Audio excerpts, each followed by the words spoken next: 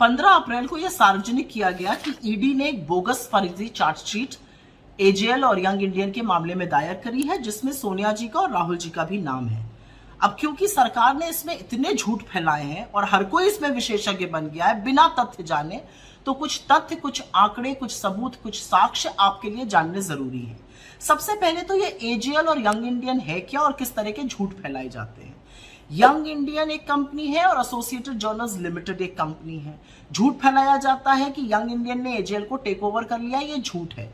झूठ फैलाया जाता है कि सोनिया जी और राहुल जी खूब पैसा पीट रहे हैं, झूठ है। झूठ फैलाया जाता है कि उन्होंने कुछ हेरा फेरी करी, झूठ है।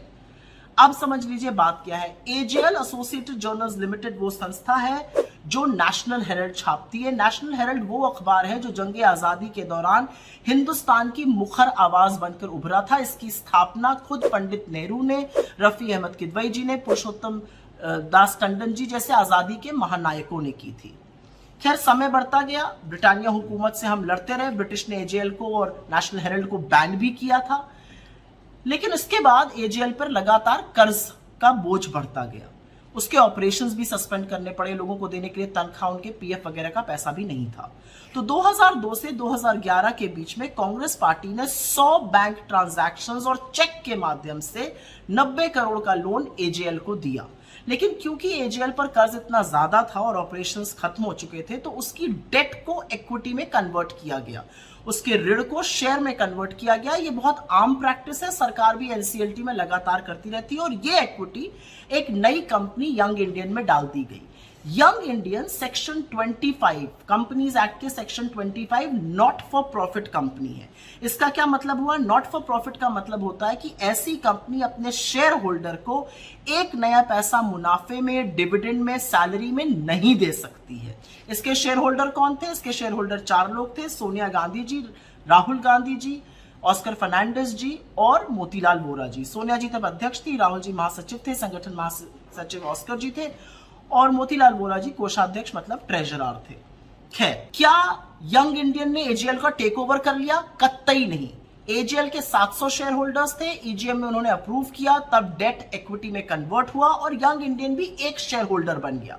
एजेएल की सारी संपत्ति, उसके सारे एसेट, उसके सारी इनकम उसकी अपनी है। उसकी इनकम का, उसकी रेंटल का एक नया पैसा ना तो यंग इंडियन में जाता है, ना उसके किसी शेयर होल्डर में जाता है।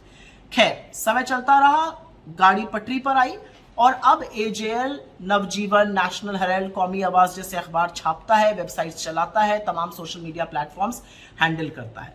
एक और झूठ बोला गया कि एजेएल के पास 5000 करोड़ की प्रॉपर्टी है। इतना पैसा तो बीजेपी के दफ्तरों में ही है, हमारे पास तो नहीं है, क्योंकि आईटी डिपार्टमेंट ने खुद एजेएल की प्रॉपर्टीज का आकलन मात्र 359 करोड़ पर किया है।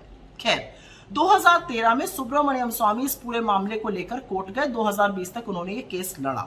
उसके बाद वो बड़े मुखर तरीके से नरेंद्र मोदी और अमित शाह के खिलाफ जहर उगलने लगे, उनका सच बयां करने लगे। इससे दोनों लोग डर गए, उनको लगा कहीं सुब्रमण्यम स्वामी बिदक ना जाए।